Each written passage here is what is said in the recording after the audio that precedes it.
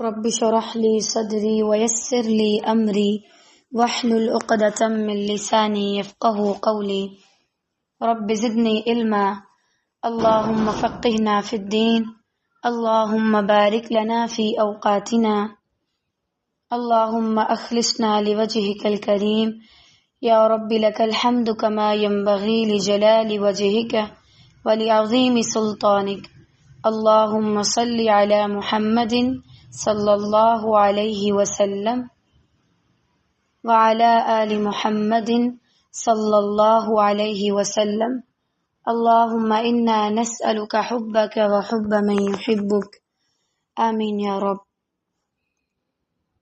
اللہ تعالی ہمارے والدین پر رحم کرے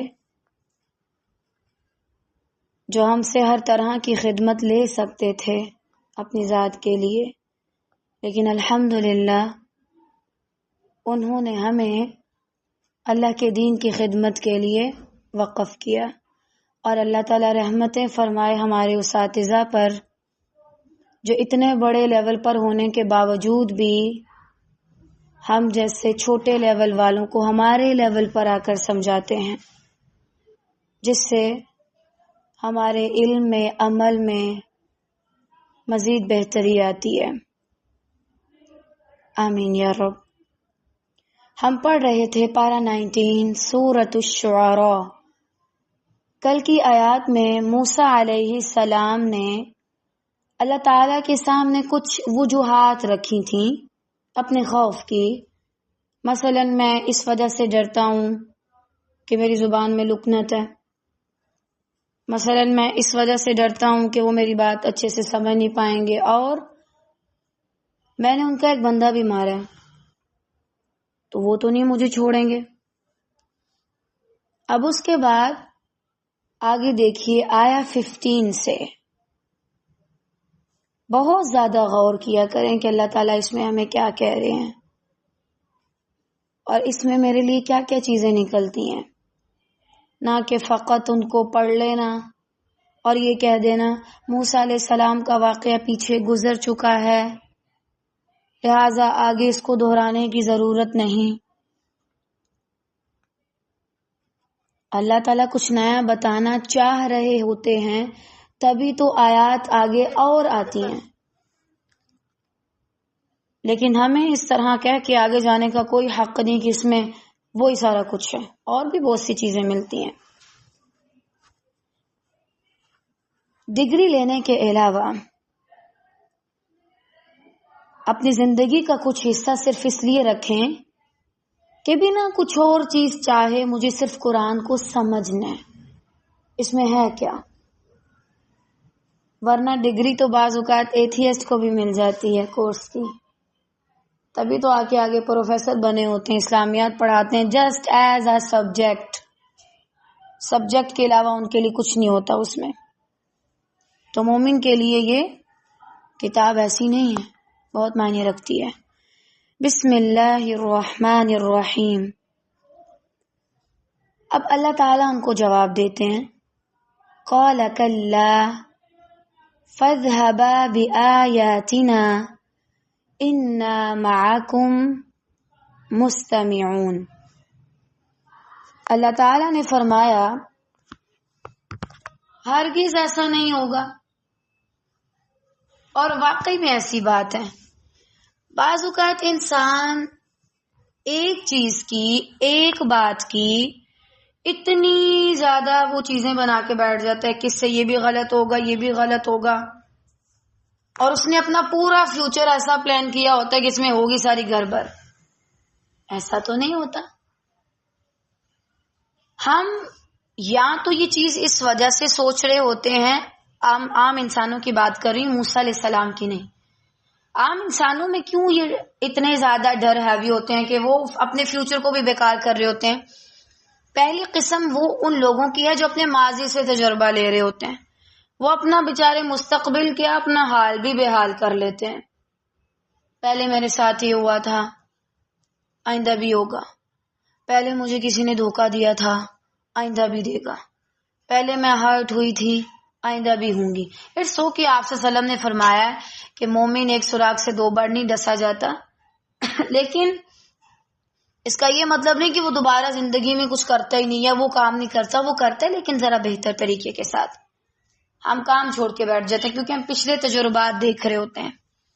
اور کبھی بھی اپنے مستقبل کو اپنے ماضی کی روشنی میں نہ دیکھیں، ورنہ آپ ڈسٹرب ہو جائیں گے۔ اور دوسرا، یہ جو اوور تھنکنگ ہے جو فیوچر کے بارے میں ہوتی ہے، زیادہ تب ہوتی ہے جب انسان کو اللہ پہ یقین نہ ہو، تب بھی وہ بہت زیادہ اوور تھنکنگ کرتا ہے، بہت زیادہ۔ وہ باتیں بھی سوچتا ہے جو کسی کے وہم و گمان میں بھی نہیں ہوتی۔ وہ سوچتا ہے یہ بھی ہوگا، یہ بھی ہوگا، یہ بھی ہوگا، حالانکہ ایسے تو نہیں ہوتا۔ ضروری نہیں سونے جو میں سوچوں وہ ہو، جو آپ سوچیں وہ ہو۔ اور ہم سوچتے زیادہ تر برا ہی ہے معاذ اللہ۔ اب ہر کوئی ہم میں سے نا زبان سے نہیں کہتا، لیکن اکثر ہم کیا سوچ لیتے ہیں، کوئی لیٹ ہے، خدا نہ خواستہ اس کا ایکسیڈنٹ نہ ہو گیا ہو۔ مطلب آپ برا ہی سوچتے ہیں ہمیشہ، کیوں؟ پازیٹیو سوچیں، اچھا سوچیں۔ جب تک آپ اچھا نہیں سوچیں گے آپ کی زندگی میں اچھا ہوگا بھی نہیں۔ 99% ایک چیز اچھی ہے، کہیں سے ڈھونڈ کے ادھر ادھر سے ایک ایسا پہلو لے آئیں گے کہ بھائی دیکھو اس میں نیگیٹیوٹی ہے۔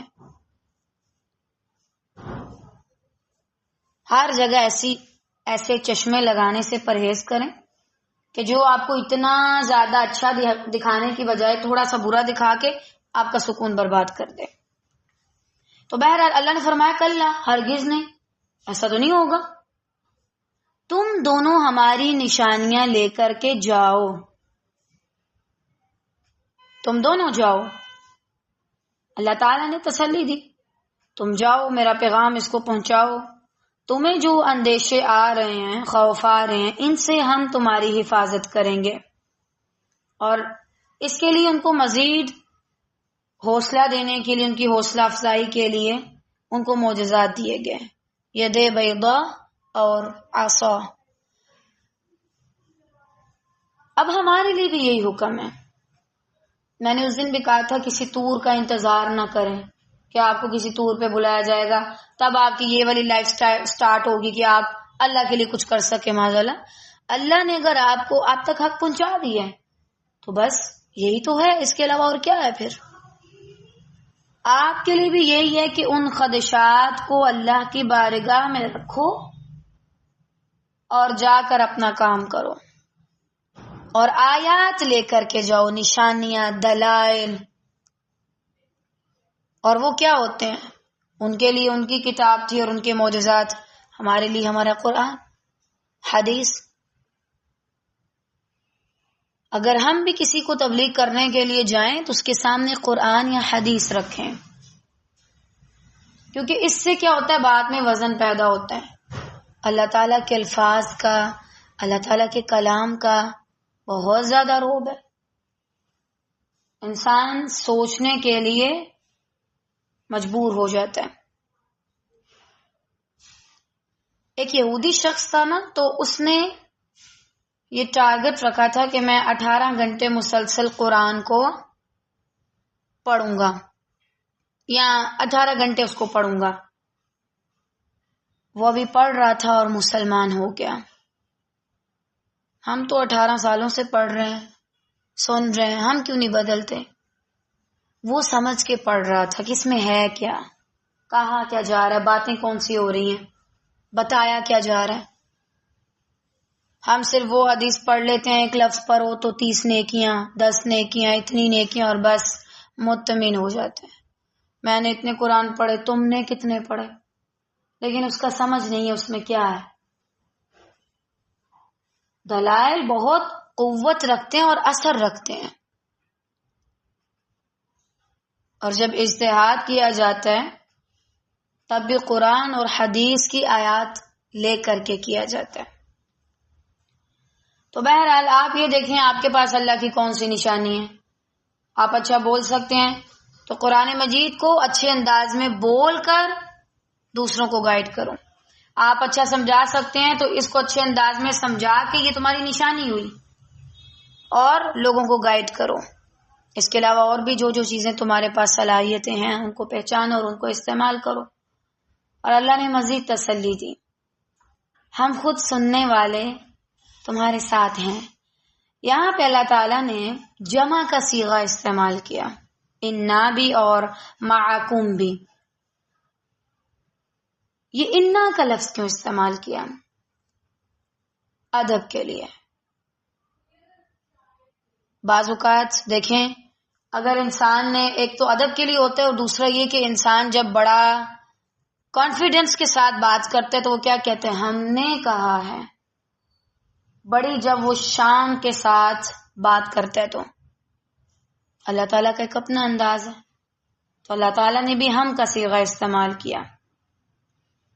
مطلب کیا ہے؟ یعنی تم جو کچھ کہو گے اور اس کے جواب میں وہ جو کچھ کہے گا ہم سن رہے ہیں، اس لیے گھبرانے کی کوئی ضرورت نہیں. ہم تمہیں فریضہ رسالت سونپ کر تمہاری حفاظت سے بے پرواہ نہیں ہو جائیں گے، بلکہ ہماری مدد تمہارے ساتھ ہے. اور ایسا ہی ہم سب کو سمجھنا چاہیے. واللہ میں بول رہی ہوں اور اللہ ہمیں سن رہا ہے. واللہ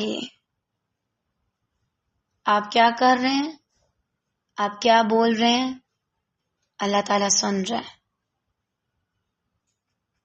بعض اوقات کوئی ڈائریکٹ ہمارے ساتھ بات نہ کرے بیٹھ کے، لیکن کوئی ہمیں سن لے، یہ بھی بہت بڑی چیز ہے. اور کہاں یہ کہ رب العالمین آپ کو سنے. اور یہاں صرف اسماع کی بات نہیں کہ سنا، استماع. بیچ میں جب عربی میں کسی بھی حرف میں جب اضافہ ہو جاتا ہے تو اس کے معنی میں مزید گہرائی پیدا ہوتی ہے. یعنی بہت غور کے ساتھ سننا، مستمعون، غور کے ساتھ سننا.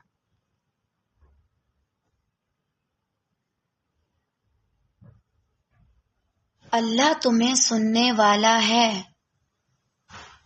کیا تم پھر بھی کسی اور کو ڈھونڈو گے کہ جو تمہیں سنے؟ کیوں؟ کیا تمہیں لگتا ہے کہ اللہ کا سننا تمہارے لیے کافی نہیں؟ اور نہ صرف یہ کہ وہ تمہیں سنتا ہے، تمہارے دشمن جو تمہارے ساتھ غلط کر رہے ہوتے ہیں، تمہارے ساتھ کوئی اور بات کرتے ہیں، پھر جا کر کوئی اور بات کرتے ہیں. ذرا آپ بھی یہاں پہ اپنے گریبان میں جھانک لیجئے، کیونکہ جو جھانکنے کی اصل جگہ ہے نا، صحیح انسان کا اپنا گریبان ہے، نہ کہ دوسروں کے گھروں میں، دوسروں کی زندگیوں میں، دوسروں کے معاملات میں. سب سے بہترین جگہ جہاں پہ آپ کو جھانکنا چاہیے وہ آپ کا گریبان ہے. میں کیا کر رہی ہوں؟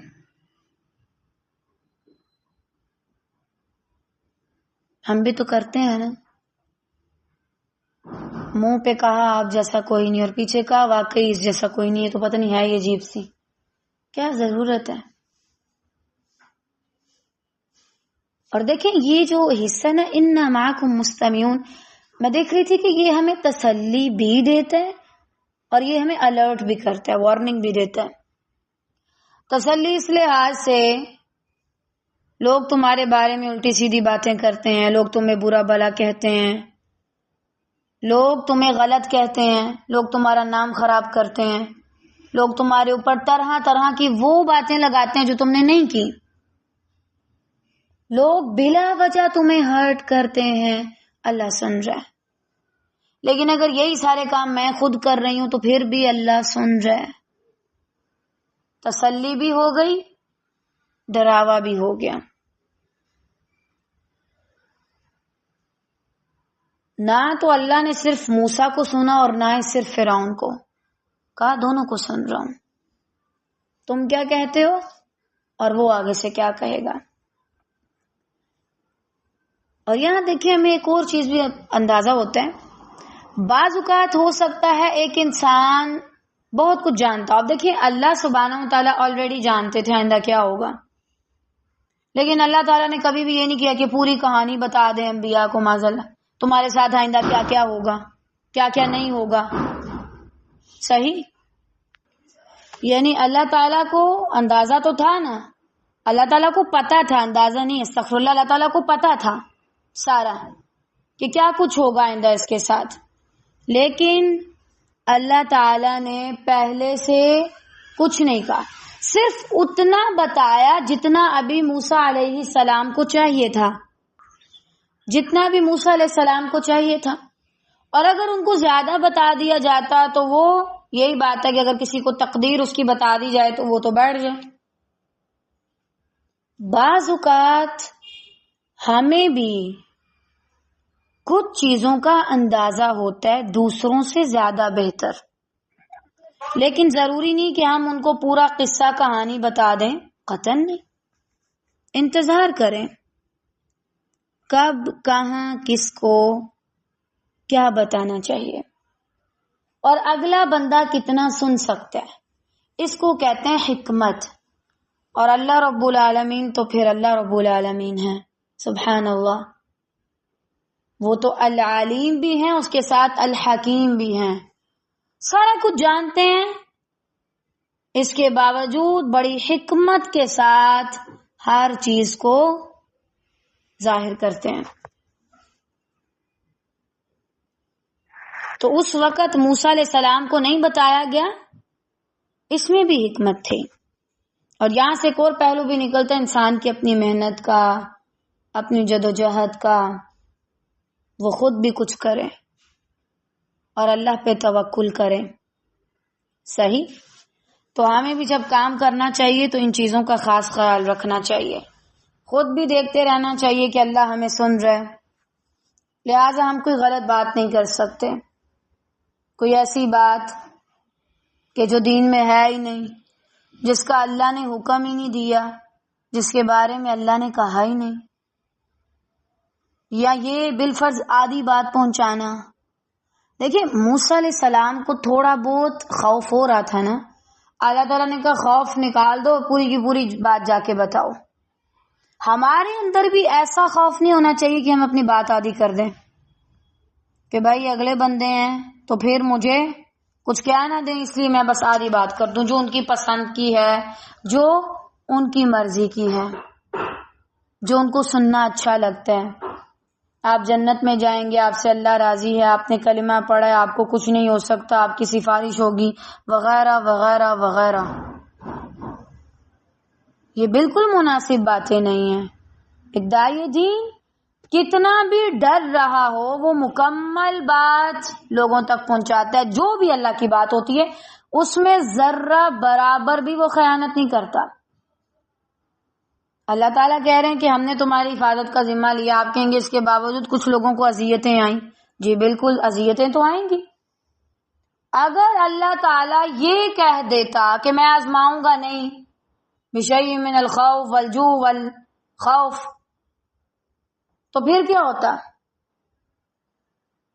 انسان سارے کے سارے کلمہ پڑھ لیتے کہ آپ تو جادوگروں والی زندگی گزارو، ہر شے خود بخود پکی پکائی مل رہی ہے، کھانا تیار ہے، محنت نہیں کرنی پڑ رہی، اور محلات کے محلات ہے، پھر تو دنیا جنت بن جاتی.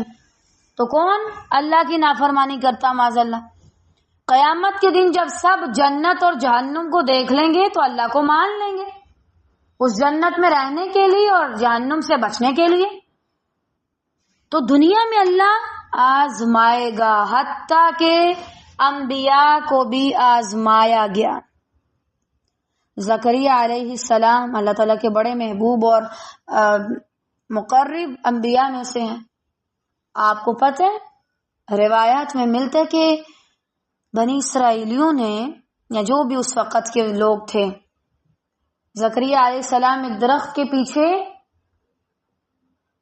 پناہ لے رہے تھے، لیکن لوگوں نے ان کو آرے سے 2 حصے کر دیا معاذ اللہ.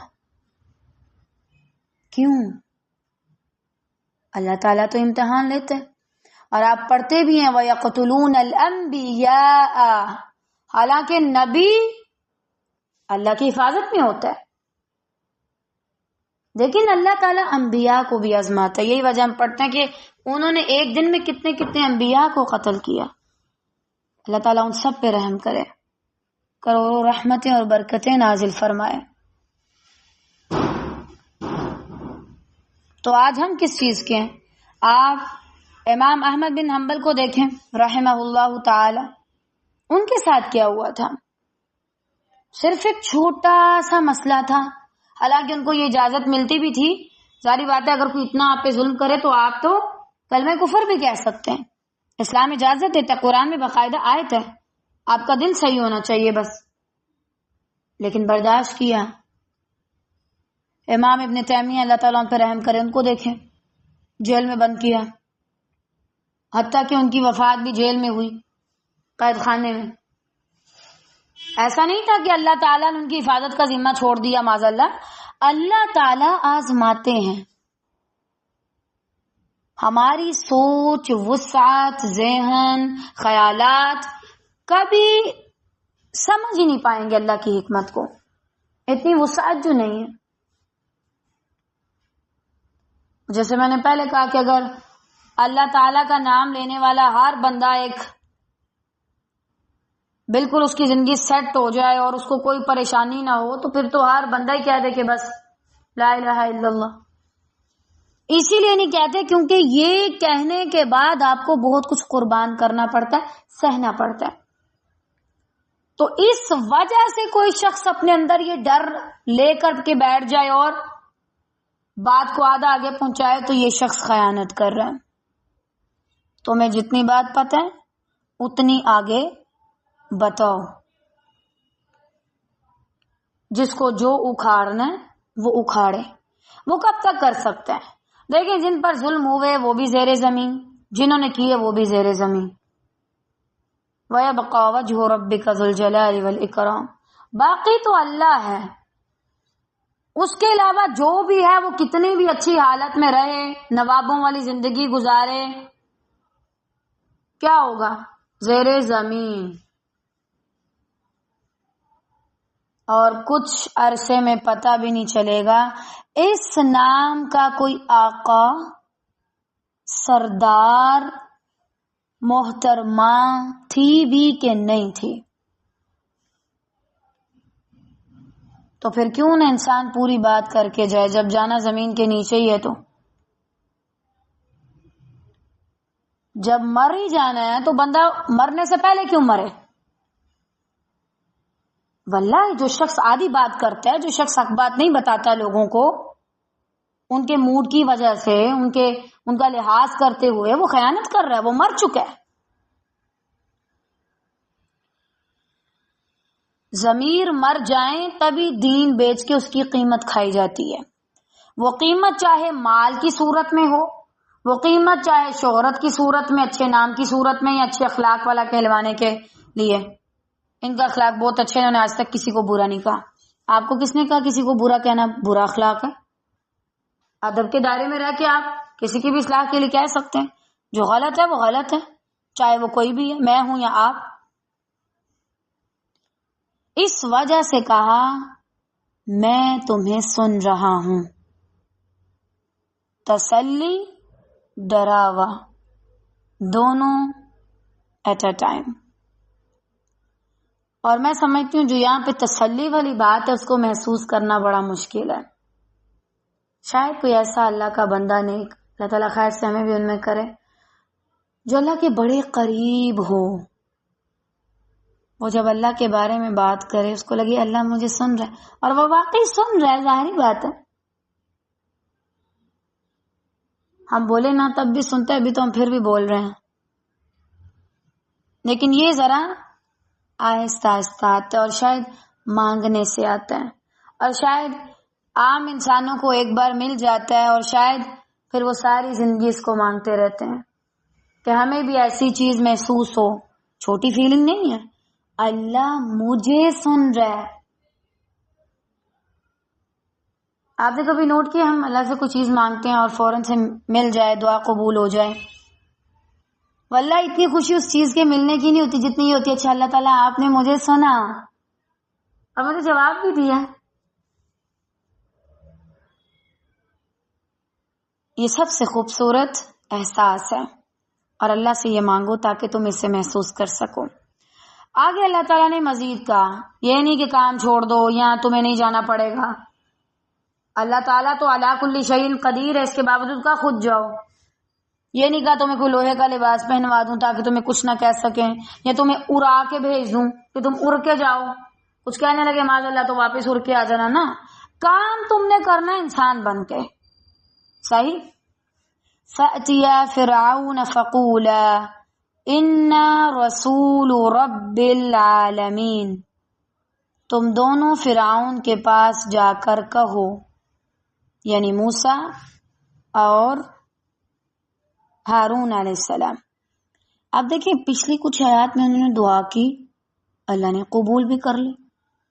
اب اس کے درمیان کتنا وقفہ تھا اس کو آپ رہنے دیں، لیکن اللہ نے قبول کی نا، اور کام کرنے سے پہلے کر لی، یعنی تھوڑے عرصے بعد کر لی. تو ہماری بھی دعائیں قبول ہو جاتی ہیں. ہمیں مانگنا نہیں آتا، ہمیں انتظار نہیں کرنا آتا، ہم بے صبرے بن جاتے ہیں. ہم کہتے ہیں ابھی ملے ابھی ملے. اللہ تمہیں دیکھے گا بھی تو صرف مانگنے ہی آئے ہو یا واقعی میرے بن کے آئے ہو. تم دونوں فرعون کے پاس جا کر کہو، کیا کہنا ہے، اور یہی تبلیغ ہمیں سب سے پہلے کرنی ہے. بلا شبہ ہم رب العالمین کے بھیجے ہوئے ہیں، یعنی اللہ تعالی کا تعارف. اللہ کا تعارف کیا ہے؟ مثلا اللہ ہمیشہ سے ہے، اللہ ہمیشہ رہے گا، اللہ نے زمین آسمان چاند سورج ستارے پیدا کیے ہیں. کیا یہ اللہ کا تعارف ہے؟ بالکل ہے، لیکن صرف یہیں تک محدود نہ رہو. ہمارے ہاں کچھ لوگ تو یہ سمجھتے ہیں کہ شاید جب اللہ کا تعارف کروایا جائے گا تو پتہ نہیں کیسا کوئی انٹرو دیا جائے گا، معاذ اللہ شاید ہمیں آسمانوں کی سیر کروا دی جائے. بالکل نہیں. آپ کو کس نے کہا کہ اللہ کا تعارف ایسا ہے؟ دنیا میں ہم اللہ کے بارے میں اتنا ہی تعارف لے سکتے ہیں جتنا اس نے ہمیں دیا ہے. آپ دیکھیں کوئی انسان بھی اگر ہمیں اپنے بارے میں نہیں بتانا چاہتا تو ہم نہیں پوچھ پاتے، وہ تو رب العالمین ہے. اس نے جتنا بتایا ہے اسی میں رہو. اگر اس سے زیادہ تم آگے بڑھو گے تو گمراہ ہو جاؤ گے. اب رہنا کہاں تک ہے؟ اب کوئی کہہ دے اچھا باجی نے یہ کہا تھا گمراہ ہو جائیں گے لہذا اللہ کا تعارف حاصل نہ کرو. کیوں نہیں بھائی؟ قرآن مجید میں آیات ہیں 6666 تقریباً 114 صورتیں ہیں، 30 پارے ہیں. اللہ تعالیٰ کے 99 یا 100 یا احادیث کے مطابق اس سے بھی زیادہ صفاتی نام ہے. وہ کدھر گئے؟ کیا تم اس میں غور و فکر نہیں کرتے؟ واللہ یہ طالبات، اگر آپ میں سے یہاں پر کوئی ایسا موجود ہے جس نے ابھی تک اللہ تعالیٰ کے صفاتی ناموں کے بارے میں کوئی علم حاصل نہیں کیا، اس میں غور و فکر نہیں کیا، بڑی آپ پہ تعجب والی بات ہے. آپ نے پوری زندگی کیا ہی کیا ہے. آپ نے کیا ساری زندگی ادھر ادھر کے کام کیے ہیں، شادیاں کی ہیں، بچے پیدا کیے ہیں، روٹیاں توڑی ہیں، بس. اس سے پہلے کہ آپ چلے جائیں اللہ کا تعارف حاصل کریں. یہ ہے اصل میں اللہ کا تعارف. اللہ کا تعارف یہ نہیں کہ کوئی اپنی زبان میں شروع ہو جائے، معاذ اللہ، وہ رب ہے. لیس کمثلہ شیء، کوئی چیز ہے ہی نہیں ویسی تو تم کیسے سمجھاؤ گے اپنے الفاظ میں، معاذ اللہ ثم معاذ اللہ. تو کون بتائے گا تمہیں کہ اللہ کون ہے، کیسا ہے؟ یہ کہیں نہیں آتا. اللہ نور ہے، لیکن اس نے کیا کیا کیے، اس کے کمالات، اس کی قدرتیں، اس کا علم، اس کی وسعت، اس کی بنائی ہوئی مخلوقات. ایک ہی رب ہے. کئی ایسی بنائی وہ اوپر رہتی ہے، کئی ایسی بنائی وہ نیچے رہتی ہے، کئی ایسی بنائی وہ زیر زمین رہتی ہے. کچھ ایسی بنائیں کہ جن کو رہنے کے لیے ہوا ضروری ہے، اور کچھ ایسی جو پانی کے اندر زندہ رہتے ہیں، باہر نکال دو تو مر جائے گی، اور ایک ہے جس کو پانی میں ڈال دو تو مر جائے گی. کیسی کیمسٹری ہے یہ! انسان حیران رہ جاتا ہے کہ بہت تعجب والی چیز ہے اس کی مخلوقات. تو یہ تعارف آپ کو دے گا یہ قرآن، اس کی مخلوقات، آپ کو اندازہ ہو جائے گا کہ وہ کتنے کمالات والا۔ کبھی کسی مچھلی کو غور سے دیکھیں، گور کے، اور بجائے اس کی آپ کسی ایک غیر محرم کو دیکھ کے چولے مارتے رہیں اور گناہ کھٹتے رہیں، اس سے بہتر ہے کہ آپ کسی اور مخلوق کو دیکھ کر اللہ تعالیٰ کا تعارف حاصل کریں۔ ایسے انسانوں کو نہ دیکھیں جن کو دیکھنے سے آپ اندھے ہو جائیں، آپ کو کچھ اور دکھائی نہ دے۔ ان مخلوقات کو دیکھیں جو آپ کی نظریں مزید کھول دیتی ہیں، آپ کو مزید نظر آنا شروع ہوتا ہے۔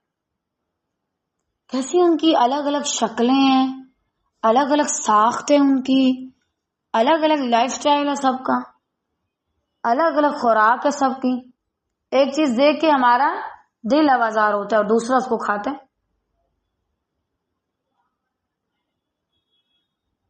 کس نے کیا یہ؟ اللہ نے۔ اور طالبات، یہ سب سے پہلا کام ہوتا ہے کسی بھی انسان کو اللہ سے جوڑنے کے لیے جو آپ کر سکتے ہیں، وہ کیا ہے؟ اللہ سے جوڑنا۔ ہم نے کیا کیا ہے ویسے؟ ہم نے نا اللہ کے تعارف کو بھی، اللہ کے ساتھ جڑنے کو بھی نا اداروں کے ساتھ منسلک کر دیا، یا انسانوں کے ساتھ۔ تم خود قرآن پڑھو، تم اللہ سے جڑ جاؤ گے۔ تم مجبور ہو جاؤ گے کہ تم جا کے سرچ کرو اللہ مجھ سے چاہتا کیا ہے۔ قرآن میں اتنی آیات ہیں، احادیث ہیں اور باقی روایات ہیں۔ یہ کہنا غلط ہے کہ صرف فلاں جگہ ایسی ہے جہاں سے اللہ ملتا ہے۔ میں نے بڑے بڑے اساتذہ کی مجلس میں بیٹھنے والوں کو بھی نا اٹھ کے باہر جا کے واللہ اب کیا کہ بنا سگریٹ پیتے دیکھا ہے، الٹی سیدھی حرکتیں کرتے دیکھا ہے، اور ادارے سے نکلتے ہی عبایا اتار کے پینٹوں میں دیکھا ہے۔ اور کئی ایسے ہیں جو اپنے گھر میں رہتے ہیں، ان کو اللہ کی پہچان ہوتی ہے اور وہ سدھر جاتے ہیں۔ ضروری نہیں ہے بالفرض آپ نے کسی ادارے سے پڑھا، ٹھیک ہے، اٹس اوکے، آپ جا کے کسی کو بتا سکتے ہیں ہاں بھائی اچھی تعلیم ہے، لیکن یہ کہنا نہیں، وہ تو اللہ سے جوڑ کے بھیجتے ہیں۔ واللہ میں قطعاً یہ دعویٰ نہیں کرتی کہ جو بھی آپ میں سے یہاں آتا ہے میں اس کو اللہ سے جوڑ پاتی ہوں، قطعاً نہیں۔ ادارے ہیں ان کا احترام کریں، لیکن سب کا، یہ جو الگ الگ سب نے اپنے کمرے بنا کے ان کمروں میں لوگوں کو گھسیرنا شروع کر دیا، خدا را بس کریں۔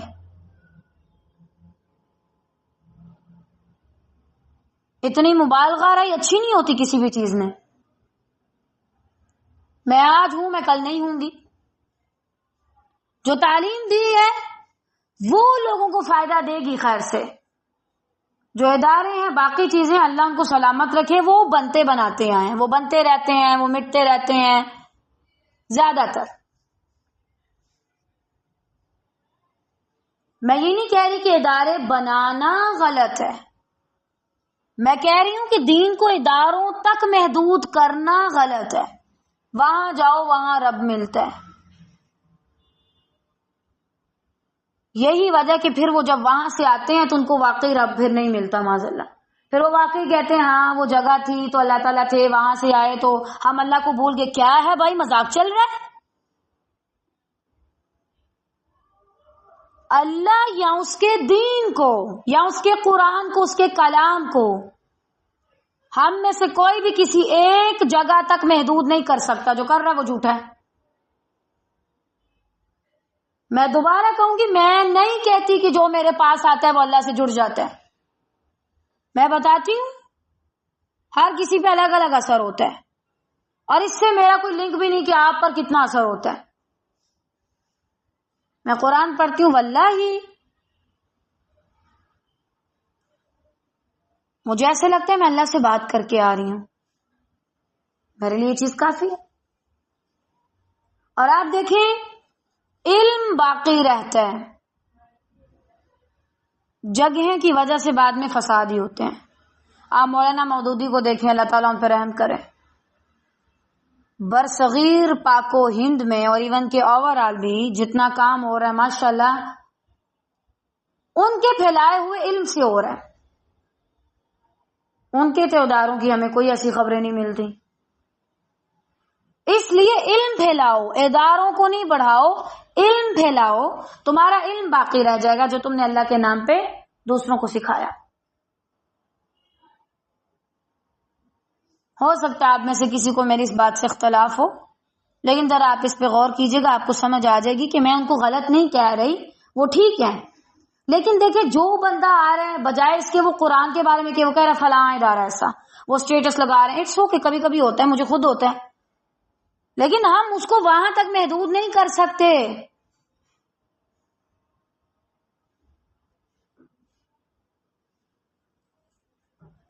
بجائے اس کے کہ وہاں پر ایسے کرنے کے ہم اوور آل خود نکل کے لوگوں کو سکھائیں، اللہ کا تعارف دیں، پھر وہ ہمارے ادارے سے باہر جائیں یا ہماری دنیا سے، وہ اللہ کو نہیں بھول پائیں گے. کیونکہ ہم اداروں میں ان کو بتاتے ہیں کہ یہاں پہ تمہیں اللہ ملے گا، وہ باہر جاتے ہیں وہ بھول جاتے ہیں. تو زیر زمین جا کے دوسری دنیا میں ان کا کیا حال ہوگا. اللہ کا تعارف نہ تو کسی ادارے سے آپ کو ملے گا، نہ کسی استاد سے ملے گا. ہاں آپ کو اس علم کے ذریعے ملے گا جس کے ذریعے باقی سب کو ملا، قرآن احادیث فقط. یہی تو سارے فسادوں کی جڑ ہے. آپ دیکھیں فلاں اس فرقے کا، فلاں اس فرقے کا. 8 سال میں ہم ایسے نوجوان تیار کرتے ہیں ماشاءاللہ ماشاءاللہ جو باہر نکل کے اپنے فرقوں کا کیا اسے کہتے ہیں وہ کرنے والا ہوتا ہے دفاع، اور باقیوں کو دفاع کرنے والا. یہ بھی غلط، وہ بھی غلط، وہ بھی غلط، وہ بھی غلط.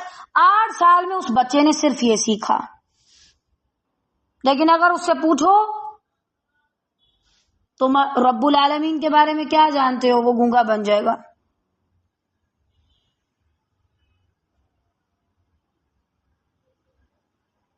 آپ کہیں بھی جاتے ہیں آپ وہاں پہ جا کے اللہ کا تعارف کروائیں، اللہ کے بارے میں دوسروں کو بتائیں، اور خدا را اس کو محدود نہ کریں. یہ محدود چیز نہیں ہے.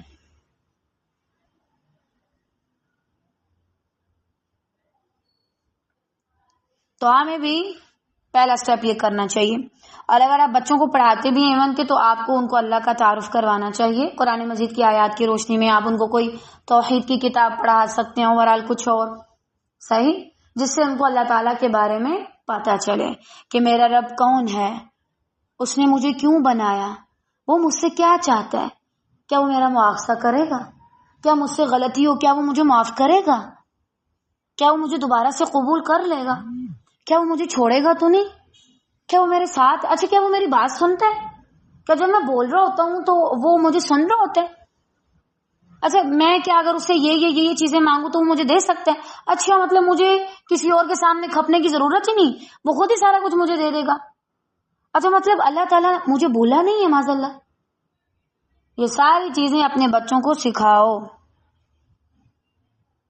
اور شروع سے ان کو الف با تا سا پڑھانے کی بجائے اس کے ساتھ ساتھ اللہ کا تعارف بھی دو کہ بیٹے یہ جو تم قرآن پڑھنے لگے ہو یہ ہے کس کا اور یہ کیوں ہے.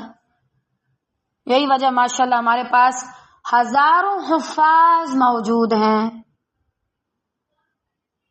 ولیکن بدون عمل، لیکن بغیر عمل کے. پتہ ہی نہیں قرآن میں کیا ہے، نمازیں نہیں پڑھتے، اور ان میں سے اکثر آپ خود اندازہ لگوا لیں جتنے زیادہ جامعات سے نکلتے ہیں پڑھ کے اکثر بھول جاتے ہیں، دہراتے نہیں. یہ آپ کو کتنے نظر آتے ہیں جو ممبر پہ آ کے تراویح پڑھا رہے ہوتے ہیں، اکا دکا وہی شکلیں ہر بار، وہی آواز ہر بار. باقی کدھر کے حفاظ تو بڑے زیادہ ہوتے ہیں. وہ جب قاری صاحب انعام دے رہے تھے تب تو بہت زیادہ لوگوں کے نام آ رہے تھے. اسی وجہ سے پہلی غلطی اور میرے خیال میں زیادتی جو ہم اپنے بچوں کے ساتھ کرتے ہیں وہ یہی ہے کہ ہم ان کو اللہ کا تعارف نہیں دیتے. اپنے بچوں کو ہر چیز بتانا، اپنے خاندان کا نسب بتانا، تعارف دینا، لیکن ان کو اللہ کا تعارف نہ کروانا، ان کے حق میں سب سے بڑی زیادتی ہے. اس لیے اللہ رب العالمین کا تعارف سب سے پہلے. جب اس کو اللہ کا تعارف ہوگا تو وہ اللہ سے ڈرے گا بھی، اس کو اللہ سے محبت بھی ہوگی، اور اس کو کسی اور چیز کی کمی بھی نہیں ہوگی. پھر آپ کو دھیان نہیں رکھنے پڑیں گے، پھر آپ کو ایک دم سے چھاپے نہیں مارنے پڑیں گے روم میں جا کے دیکھوں بیٹا بیٹی کیا کر رہی ہے. اپنا ڈر یا کسی اور کا ڈر ڈالنے کی بجائے ان کو اللہ کا تعارف کروا دو. تو بہرحال یہ وہ مشن تھا جو موسیٰ علیہ السلام کو دیا گیا. اب اس کے ساتھ ایک اور بھی تھا، اور وہ بھی ہمارے آج کل کے حالات سے بہت زیادہ مطابقت رکھتا ہے، موافقت رکھتا ہے، لیکن انشاءاللہ خیر سے ہم اسے کل دیکھیں گے. اس میں بھی ہمیں ہماری بہت زیادہ غلطیاں نظر آئیں گی. اچھا سنیں، آج آپ اپنا محاسبہ کیجئے گا. مجھے اللہ تعالیٰ کا کتنا تعارف آتا ہے، یا ایون کہ آپ مضمون لکھ لیجئے گا مجھے اپنا رب کے بارے میں کیا پتا ہے، یا ایون کیا اس طرح سمجھے گا اچھا کوئی مجھ سے ایسا بندہ پوچھے جس کو پتہ ہی نہیں اللہ کون ہے، تو میں اس کو کیسے بتاؤں گی کہ اللہ کون ہے. اگر آپ کو اس کا جواب نہیں آتا ہوا نا، تھوڑی سی حیا کر لیجئے گا، اور حیا کے ساتھ ساتھ اپنے علم کو بڑھانے کی مزید کوشش کیجئے گا. اگر آپ کو یہ بھی پتا ہے کہ نند ایسے کیوں دیکھتی ہے، اس نے کچھ نہیں کہا لیکن پتا ہے کہ اس کی جب ایسی نظر ہوگی تو وہ کون سی نظر ہے، اور جب ایسی نظر ہوگی تو پھر وہ کون سی نظر ہے. اور اسی طرح ساس محترم کے بارے میں بھی آپ کو پتا ہو کہ اگر ابھی یہ دیکھ رہی ہیں تو کس نظر سے دیکھ رہی ہیں، اور اگر ابھی دیکھ رہی ہیں تو کس نظر سے دیکھ رہی ہیں. یہ سارا کچھ آپ کو پتا ہے الف سے با تک، الف سے یا تک، لیکن آپ کو اللہ کا تعارف نہیں پتا تو پھر تو ڈوب جانا چاہیے. غور کیجئے گا ذرا. بارک اللہ فیکم. باقی انشاءاللہ ہم کل پڑھیں گے.